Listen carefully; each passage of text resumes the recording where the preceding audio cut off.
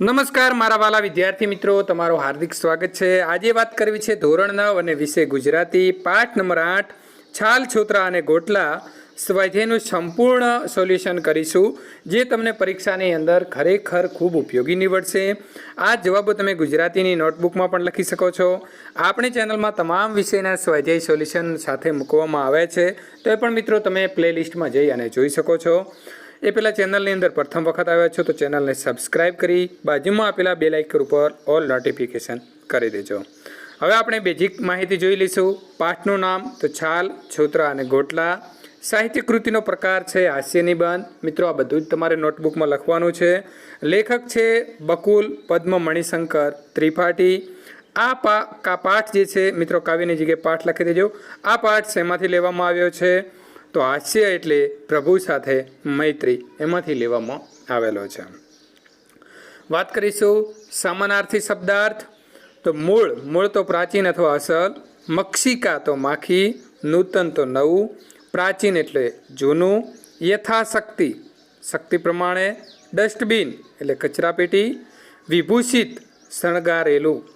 વિરુદ્ધાર્થી શબ્દ જોઈએ તો શ્રેષ્ઠ તો કનિષ્ઠ, નૂતન તો પ્રાચીન, પવિત્ર તો અપવિત્ર, ઉદાર તો કઠોર, પ્રસન્ન તો અપ્રસન્ન, સદભાગ્ય તો દુર્ભાગ્ય, સહિત તો રહિત, ઉદાર તો કંજૂસ।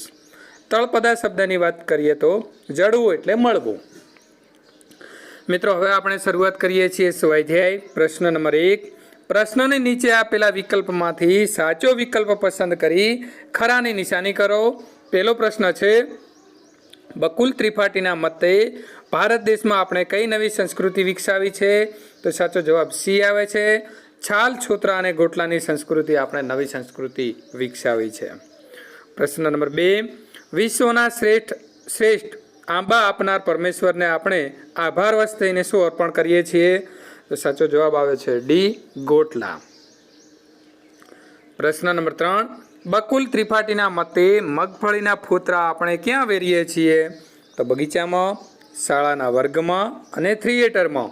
તો સાચો જવાબ તમારે ડી લખવાનો છે, એટલે કે એ, બી અને સી ત્રણેય। ત્યારબાદ પ્રશ્ન નંબર 4, ઓલિમ્પિકમાં કઈ સ્પર્ધા રાખવાનો લેખક સૂચવે છે તો સાચો જવાબ આવે છે સી, કેળાની છાલ ફેંકવાની જે સ્પર્ધા છે એ લેખક સૂચવે છે। પ્રશ્ન નંબર 2, નીચેના પ્રશ્નોના 2-3 વાક્યમાં ઉત્તર લખો। પ્રશ્ન નંબર 1, અમેરિકાના ખેલાડીઓને લેખકે કઈ ચેલેન્જ કરી તો જવાબ આવશે, લેખક કહે છે કે ઓલિમ્પિકવાળા કેળાને છાલ ફેંકની સ્પર્ધા રાખે તો ભારતીયને સુવર્ણચંદ્રક મળે। આથી અમેરિકાના ખેલાડીઓને ચેલેન્જ કરી કે તાકાત હોય તો તમારામાં અને જેની માએ શેર સૂંઠ કાઢી હોય તો ઓલિમ્પિકવાળા તમે છાલ ફેંકની સ્પર્ધા રાખો।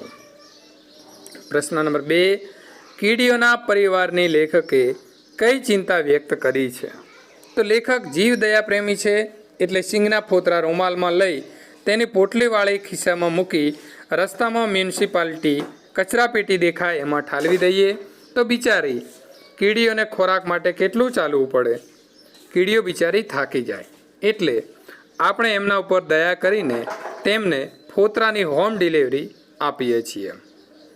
પ્રશ્ન નંબર 3, નીચેના પ્રશ્નોના જવાબ 7-8 લીટીમાં લખો। પહેલો પ્રશ્ન છે, જીવ દયા પ્રેમના નામે લેખક આપની કઈ નબળાઈ તરફ ધ્યાન દોરે છે જવાબ આવશે કે આપણે ફોતરાને ગમે ત્યાં ફેંકવાના બદલે રૂમાલમાં બાંધીને મ્યુનિસિપાલિટીની કચરાપેટીમાં ઠાલવી દેવી જોઈએ, પરંતુ આપણે રહ્યા જીવ દયા પ્રેમી। આપણે સિંગના ફોતરા ફેંકીએ ત્યારે કીડીઓ સહપરિવાર સાથે આવે છે, એ બિચારી નાનો જીવ કેટલું ચાલીને કચરાપેટી સુધી જવાની, એ થાકી ન જાય એમ વિચારી એના ઉપર દયા કરીને આપણે ફોતરાની હોમ ડિલિવરી કરીએ છીએ। લેખક આમ કહીને ગમે ત્યાં કચરો ફેંકવાની નબળાઈ તરફ ધ્યાન દોરે છે અને આપણે કુટેવ પર હળવો કટાક્ષ પણ કરે છે।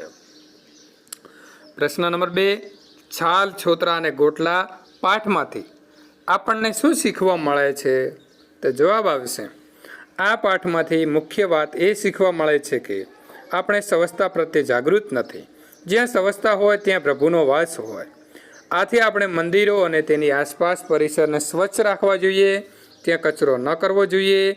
જાહેર સ્થળોને પણ સ્વચ્છ રાખવા જોઈએ. ઉનાળામાં ચારે બાજુ કેરીના ગોટલા ફેંકવાના બદલે કચરાપેટીમાં નાખવા જોઈએ.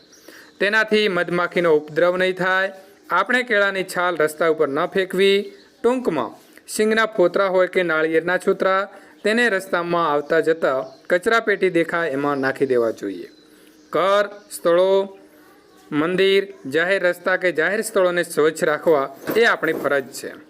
આ વાતના લેખકે દ્રષ્ટાંતો દ્વારા કાવ્યપંક્તિ અને ફિલ્મી ગીતોની પંક્તિઓ ટાંકીને વ્યંગ્યાત્મક શૈલીમાં સમજાવી છે અને આપણી આવી અણઘડ કુટેવોને દૂર કરવાની વાત કરી છે. તો મિત્રો, અહીં સંપૂર્ણ આપણા પાઠનો સોલ્યુશન પૂર્ણ થાય છે.